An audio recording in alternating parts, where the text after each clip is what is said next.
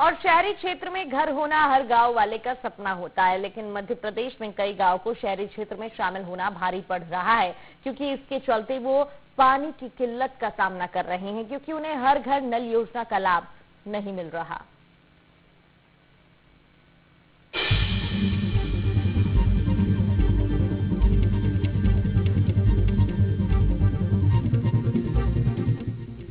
भारत का शायद ही कोई ऐसा गांव होगा जहां के युवा शिक्षा और रोजगार के लिए गांव छोड़कर शहर नहीं जाते होंगे, लेकिन उन्हीं बड़े शहरों के आसपास के गांव को इस बात का गुमान होता है कि उनके युवाओं की तरक्की के लिए गांव छोड़कर जाने की जरूरत नहीं होती, क्योंकि शहर जो उनके पास होता है।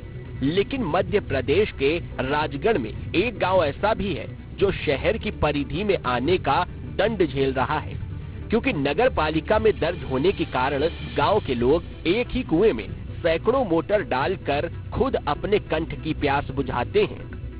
दरअसल राजगढ़ जिले के राधानगर इलाके को सरकार की नल जल योजना का फायदा अभी तक नहीं मिल सका है।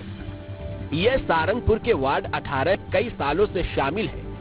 पहले ये हिस्सा स्वतंत्र गांव के रूप में आबाद था, जबकि साल 2015 में इस गांव को सारंगपुर नगर पालिका में सम्मिलित किया गया, जिसके चलते इसे हर घर जल मिशन की कार्य योजना से अलग कर दिया गया। ऐसे में बड़ी जिम्मेदारी नगर पालिका की थी कि वो गांव में सुलभ पेयजल मुहैया कराएं, पर ऐसा नहीं हो सका। ऐसे में ग्रामीण को खुद अपनी नल जल लानी पड़ी और सार्वजनिक कुएं में बड़ी संख्या में मोटर पंप लगा दिए गए।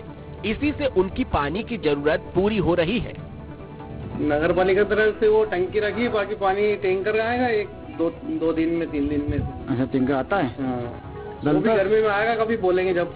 वो टैंकर फूटा पड़ा हो तो? हाँ, वो टंकी तो फूट रही है। अच्छा, ये नगर पालिका में कितने साल से जुड़ गया गाँव? अपना हो गया 6 साल, मतलब एक वो निकल गई एक जानकारी कहीं यहाँ पे वो टैंकर आ गया था, मतलब पहले। अच्छा। हाँ, तो अभी भी मतलब कोई कहेगा तो फिर टैंकर आएगा, नहीं तो नहीं आएगा। लगातार कई वर्षों से लोग इसी तरह से अपनी जान को जोखिम में डालकर पानी की जरूरतों को पूरा कर रहे हैं। वहीं नगर पालिका सिर्फ आश्वासन का राग अलाप कर पल्ला झाड़ते नजर आता है। एक्चुअली ये सब ग्रामीण क्षेत्र से विघटित होकर नगरीय क्षेत्र में सम्मिलित हुए। जहाँ तक जल प्रदाय योजना की बात है, कुंडालिया परियोजना जो ऑलरेडी एग्जिस्टिंग है, जो परियोजना चल रही है, वो उस योजना के अंतर्गत ये क्षेत्र ऑलरेडी उसमें सम्मिलित है। वर्तमान में निकाय द्वारा वाहन और अन्य स्थानीय सोर्स के द्वारा पेयजल उपलब्ध कराया जाता है।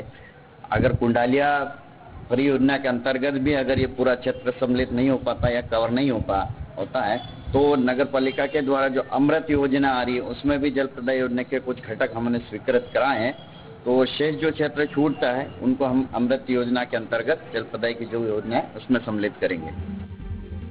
वैसे ये हाल सिर्फ राधानगर का नहीं है, बल्कि गोपालपुर और जयनगर में भी ऐसे ही हालात हैं। यहाँ के लोग भी सारंगपुर नगरी सीमा में आते हैं, लेकिन इन्हें भी नगर पालिका पानी का फायदा उपलब्ध नहीं करवा सकी है, जिससे वो भी ऐसे में राधानगर की तर्ज पर पानी पीने को मजबूर है। राजगढ़ जिले के सारंगपुर क्षेत्र का ये मामला आपको बता रहे हैं, जहां पर किस तरह से पानी का संकट बना हुआ है। वहीं बात कर लेते हैं जल निगम के अधिकारियों की, तो जल निगम के अधिकारी कहीं ना कहीं अपनी जवाबदारी के प्रति जवाबदेही में कहीं ना कहीं असमर्थता जता रहे हैं।